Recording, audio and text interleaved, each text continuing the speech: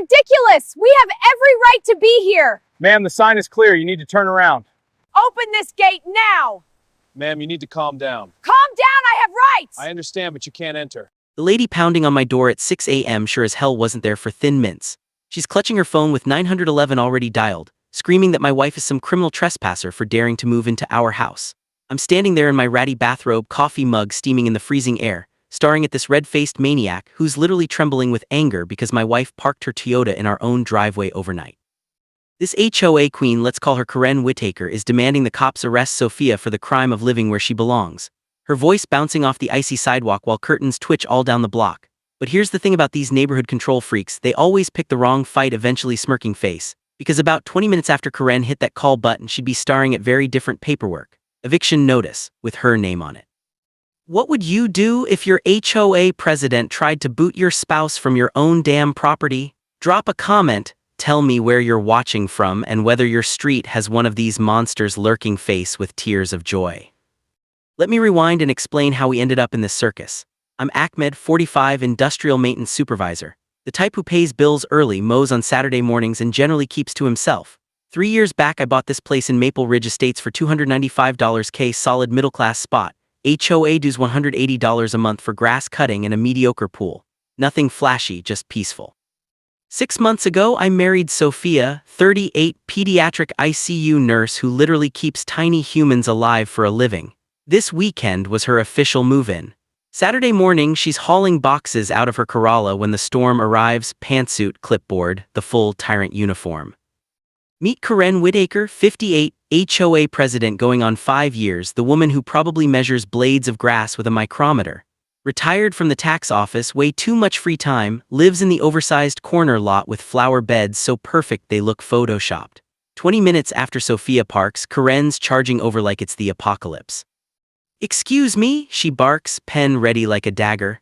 "We do not allow overnight parking here. Multiple vehicles per household need board approval, and that commercial equipment violates residential use rules." Commercial equipment? It's Sophia's nursing bag, stethoscope, BP cuff sitting right there in plain sight, the exact gear she uses to keep kids breathing. But Karen's already writing a $150 ticket, nails tapping the clipboard like machine gun fire pistol. I step out with our marriage license and the deed, both showing Sophia's name right next to mine. She's my wife, Karen, she lives here now. The air smells like her over-mulched roses as I try to stay calm. Karen barely looks. "Rules are rules," slaps the ticket on Sophia's windshield like she just won a war trophy. That's when I see Sophia's face, hurt, small, like she got slapped.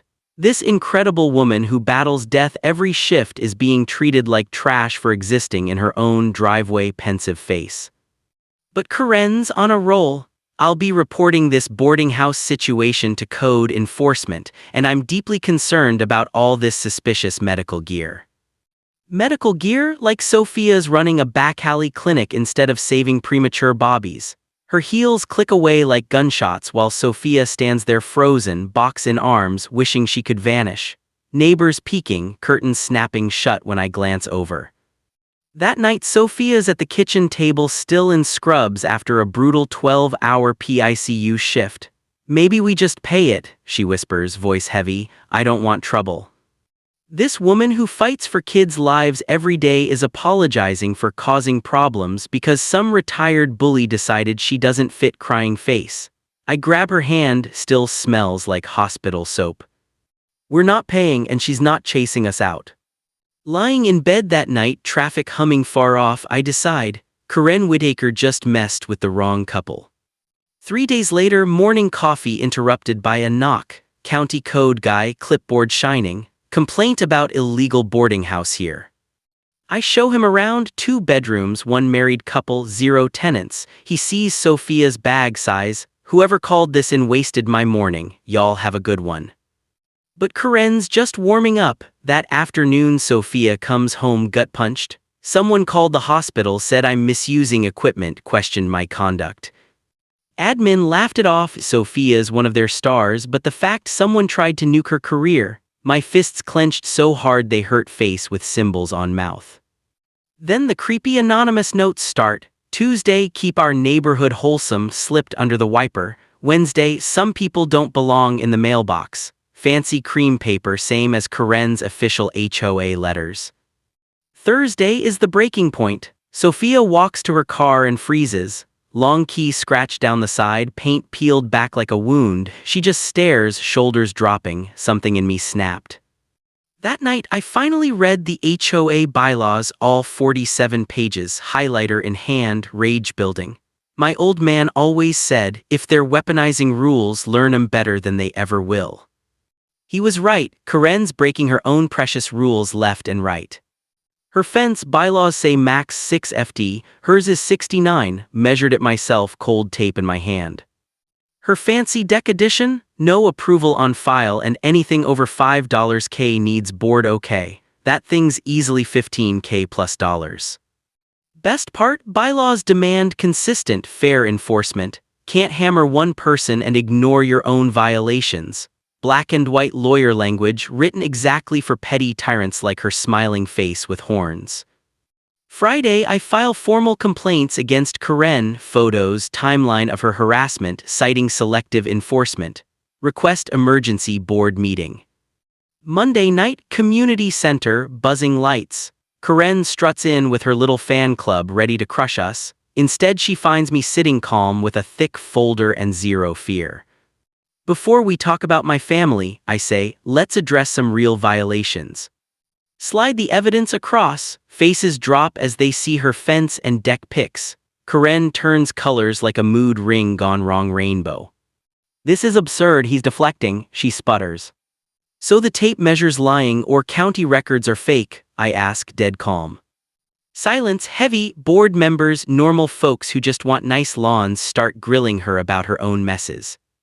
Karen's face now betrayed tomato. This meeting is over, she grabs her stuff, storms out, car door slamming loud enough to echo. Thought that would end it? Nah, underestimated how vicious a humiliated control freak can get, face with steam from nose. Next morning, strange car across the street, cheap suit, big camera, pie. Sophia calls me at work, voice shaking, someone's photographing the house.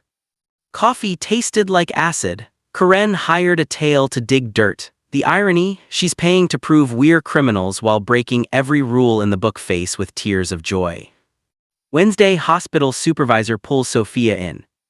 Complaint filed, claims she's unstable from neighborhood drama. Supervisor laughs. We both know that's nonsense, but HR has to note it. That night, Sophia's on the bed edge, lavender lotion smell thick, shoulders slumped. Maybe we should move, I can't take someone attacking my job over parking. Realize then this isn't petty fines, it's scorched earth war to force us out fire. Thursday, zoning inspector shows up. Another anonymous tip, we're running a medical office from home. Guy takes one look at the bag, chuckles. Unless you're doing open heart in the living room, this ain't a violation. Friday, I call an HOA attorney, remembered my father-in-law's old war stories. Sarah Khan specializes in this crap, sounds like she's seen every episode. Selective harassment creates liability for the whole association, she says. Hostile housing environment laws can apply, same as workplace bullying. Tells me document everything, then drops the nuke. Request 3 years of HOA financials, they can't refuse members. When power trippers block records, there's usually fire where the smoke is, she adds. I file the request Friday. Karen panics, calls emergency meeting to protect sensitive info from harassment. Smelled like guilt from a mile away fish. Pi keeps following, sloppy now, trails Sophia to the store, idles loud, parks at hospital exit, smoke curling out. Thursday, Sophia's done, marches up, knocks on his window. Want an autograph since you're such a fan. Dude peels out red-faced, stalking a children's nurse, real tough guy clown face. Karen's neighborhood watch meetings, 4 people max, mostly her whining about us. Neighbor Dave tells me later, she spent 45 minutes raging about your wife's car, 0 actual security talk. Then Karen's fatal error. Friday email blast, $800 emergency assessment per house for security upgrades due to recent disruptions. Mentions protecting from disruptive elements, payment in 30 days or liens. Phone explodes that night, quiet neighbors suddenly furious. Nobody likes surprise revenge taxes pouting face. Karen just made enemies out of the whole damn street. Saturday dawn, crisp air, perfect coffee on porch weather. Instead, I'm dealing with Karen hammering my door at 6 a.m., phone out, 911 ready. Illegal trespasser inside, she screeches, packing like a trapped animal, breath fogging. I'm calling unless this intruder leaves now, pointing at Sophia in her scrubs, badge still clipped, looking mortified. I breathe deep, taste frost and coffee. Karen, this is my wife, you've seen the papers. She snaps, I don't care about your fake documents, no move-ins without MY approval. The way she says this person makes my blood boil. Officer Malik rolls up expecting domestic hell, finds HOA madness instead. I hand over marriage cert deed, Sophia's license. His face goes from alert to not this crap again. Ma'am, he tells Karen, patience fraying, this is civil, they belong here. Karen doubles down, demanding arrest, voice hitting dog whistle levels. Neighbors spill out, Mrs. Ahmed on her porch shaking her head, Dave sipping coffee watching the train wreck, kids pausing bikes to gawk. No crime here, Malik says firm, file another bogus report and we'll talk false reporting. He looks ready to cuff the wrong person face with tears of joy. And that's when the real fun began, because Karen's empire was crumbling and the whole neighborhood finally saw the bully behind the clipboard smiling face with horns. The paperwork took 3 hours. I transferred enough money to buy a house into what was essentially the world's most expensive gate. Closing was set for Friday, giving me 10 days to build infrastructure that would make the Berlin Wall look like a garden fence. I spent the next week throwing money at contractors like a drunken lottery winner. Fence-tight construction got the call for 8-foot chain link with barbed wire and industrial locks. Precision Security designed a perimeter that would make the Pentagon jealous. I even ordered 20 private property signs large enough to be read from low Earth orbit.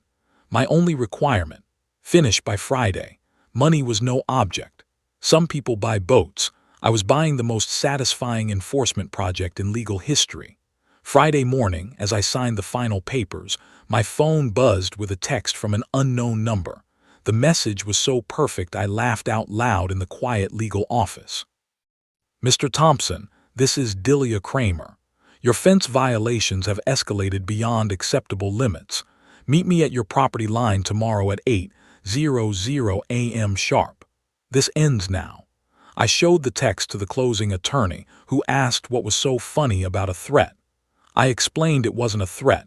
It was a formal invitation to watch someone walk into the most expensive trap in Tennessee history. Saturday morning at 7:55 a.m., I was standing at my boundary with a thermos of coffee and 21 pages of legal ammunition, watching Delia's BMW approach like a heat-seeking missile. The engine shut off with German precision, and out stepped our suburban dictator in her full battle regalia. A power blazer that screamed expensive lawyer, designer heels entirely unfit for Tennessee grass, and a leather briefcase that cost more than my truck payment.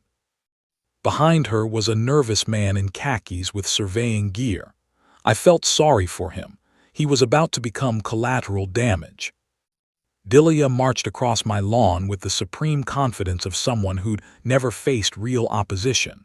Her stilettos punched perfect holes in my turf with every step. She stopped 6 feet onto my land and announced that we were finally going to resolve this fence situation, like civilized adults who understood community standards.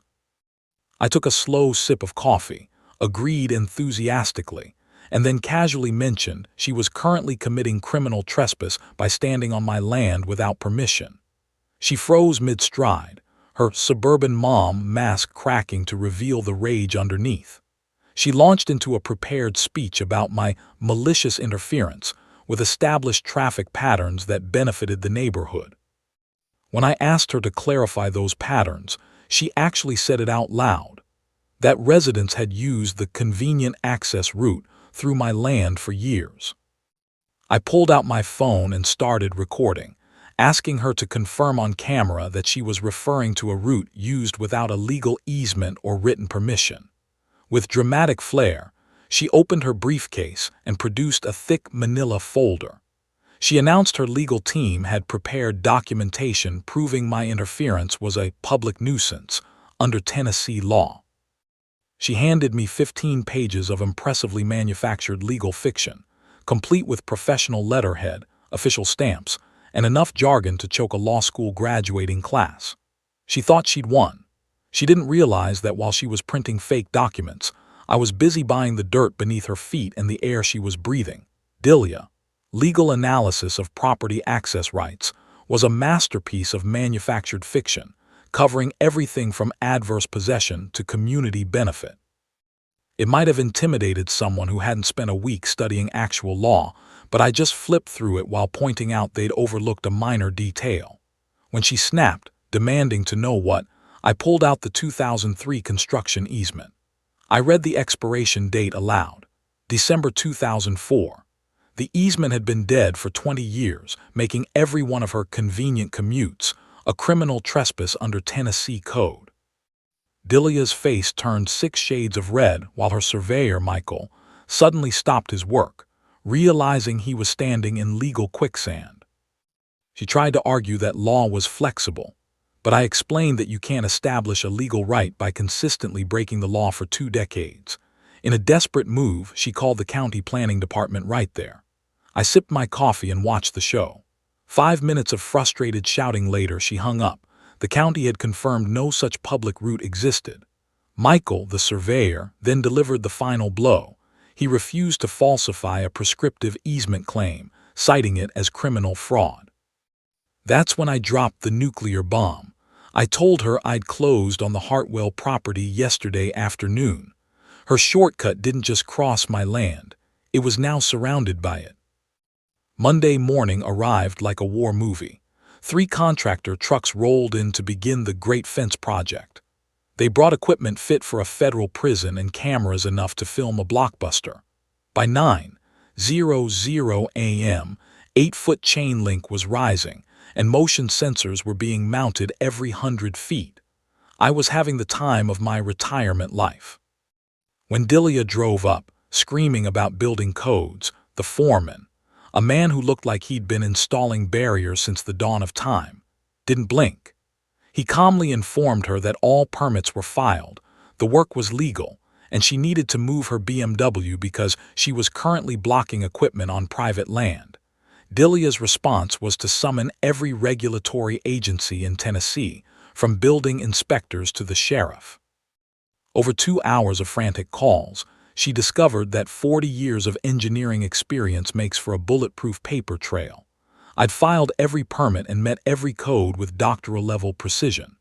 Tuesday brought a fresh audacity, tire tracks across my original 15 acres. She was so desperate to maintain her shortcut that she'd bypassed the main fortification to trespass elsewhere. It was like a bank robber hitting the back door while police installed cameras at the front. I signaled Bobby to extend the line, merging both properties into one 55-acre fortress of enforcement. Wednesday saw her most desperate gambit.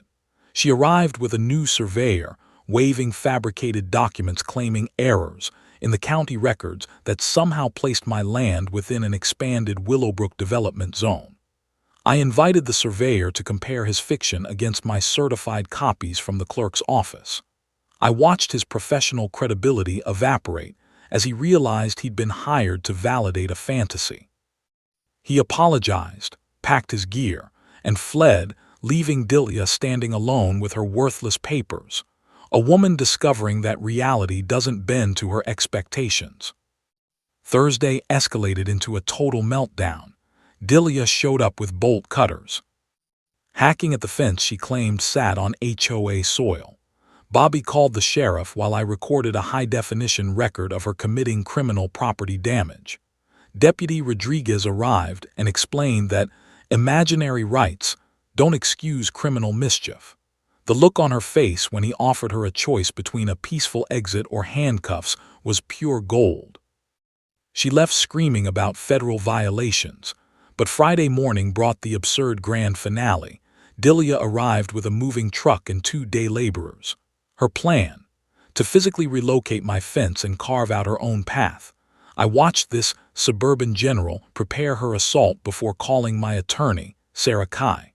Sarah told me to keep the cameras rolling. She was bringing the paperwork to end this nonsense permanently.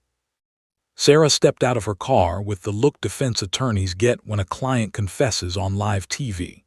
She watched Delia and her hired muscle attacking my fence with crowbars and started laughing so hard I thought she'd need a medic. Within 20 minutes, Sarah had documented the carnage, taken statements from Bobby's crew, and informed the day laborers they were committing felony property destruction on camera. They dropped their tools and vanished instantly, leaving Delia standing alone with a crowbar and a rapidly crumbling sense of reality.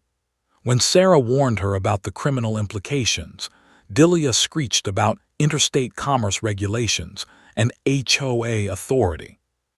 That's when Sarah turned this local spat into a statewide scandal. She called Rita Walsh, an investigative journalist who lived for stories of suburban corruption. Rita was on site within 2 hours. By Saturday, a Channel 7 News van was idling on my grass. Rita interviewed Sarah on property law, talked to Bobby about the damage, and got Deputy Rodriguez to confirm that criminal charges were on the table. Sunday's lead story, HOA president accused of chronic trespassing, was a masterpiece. It used the expired easement and my video footage to paint Delia as a cautionary tale of unchecked entitlement. Monday morning, my phone didn't stop. Willowbrook residents, emboldened by the news, called to share their own horror stories of Delia's creative leadership. The fence dispute had cracked the dam, releasing years of complaints about financial irregularities and vote manipulation. By Tuesday, the State HOA Oversight Commission launched a formal investigation. Sarah called me Wednesday, her voice vibrating with excitement. The commission had found 3 years of missing improvement funds that had mysteriously funneled into projects for Delia's friends. They found proxy ballots from people who had moved away years ago, and a pattern of selective enforcement that looked more like racketeering than neighborhood management. The real bombshell, however, was buried in the meeting minutes Sarah had subpoenaed. The subpoenaed minutes were the smoking gun. They revealed Delia had been running the HOA like a personal cartel. She'd negotiated free landscaping for herself in exchange for exclusive contracts, secured discounted waste management while residents paid premiums, and even had the security firm monitor her home for free on the association's dime. Thursday morning, Sarah called with news that made me dance a jig. The State Commission had issued an emergency suspension of Willowbrook's legal standing. Their authority was gone. Every fine, every antique ivory violation, and every contract Delia had ever signed was now legally void and subject to fraud review. Her empire hadn't just fallen, it had vaporized. The final blow came Friday when Deputy Rodriguez informed me that the DA was filing criminal charges for the fence incident. First-degree criminal mischief, trespassing, and conspiracy. Bail was set at $50,000, but the rabbit hole went deeper. Sarah's research revealed this was Delia's third HOA presidency. She'd fled 2 previous communities under clouds of financial irregularities, always staying one step ahead of the law. This time, she'd picked the wrong retired engineer. The state's 73-page preliminary report was a masterclass in corruption, recommending total dissolution of the board and criminal prosecution for everyone involved. By Tuesday, a notice was taped to every door in Willowbrook. All HOA authority was suspended, and 3 years of fines were to be refunded with interest.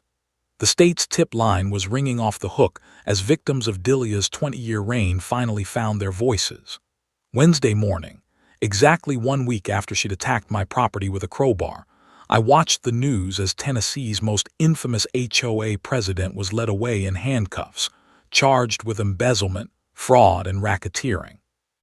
Thursday, the state receiver called to invite me to a mandatory community meeting on Saturday.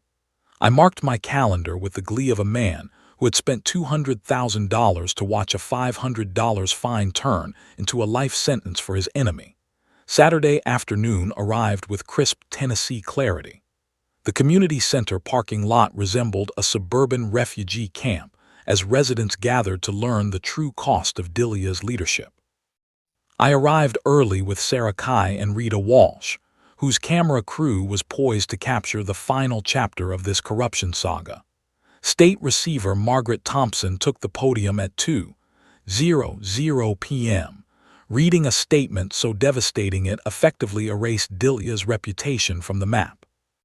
The investigation had uncovered over $400,000 in irregularities, diverted improvement funds, kickbacks disguised as consulting fees, and blatant insurance fraud for phantom property damage. The room went silent as the numbers climbed like a corruption jackpot. Then came the creative accounting. Thompson detailed landscaping contracts that billed the association for premium work, while board members received cut-rate services for free. There were security fees for uninstalled equipment and maintenance assessments for community facilities that had been closed for years. The room erupted into a low, angry hum as neighbors realized they'd been systematically robbed. What began as curiosity transformed into the kind of collective fury that makes politicians tremble. But the true nuclear bomb was still coming. Receiver Thompson revealed that the misconduct extended far beyond embezzlement. Dilia had been manipulating property assessments for tax purposes. Working with a corrupt county official, she had artificially inflated values for her enemies while slashing them for her supporters. This wasn't just HOA drama anymore. It was systematic tax fraud stealing from schools and emergency services. The federal implications were massive. Mail fraud, wire fraud, and potential RICO violations for running a criminal enterprise under the guise of community leadership. Just as the weight of the revelation settled, a voice from the crowd asked the one question I'd been waiting for since this entire war began.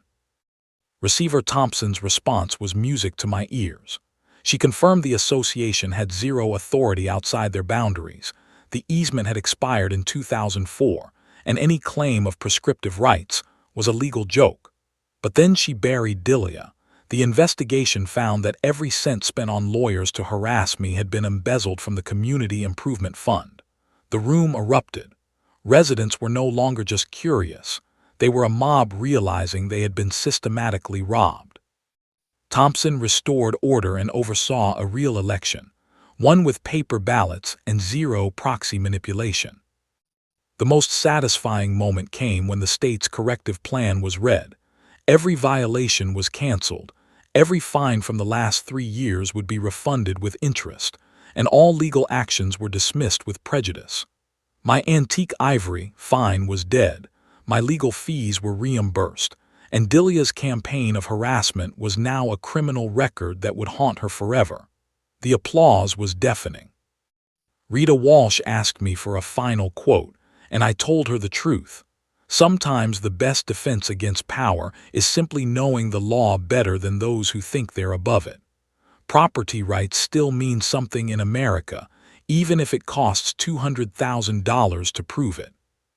6 months later, I stood on my hilltop.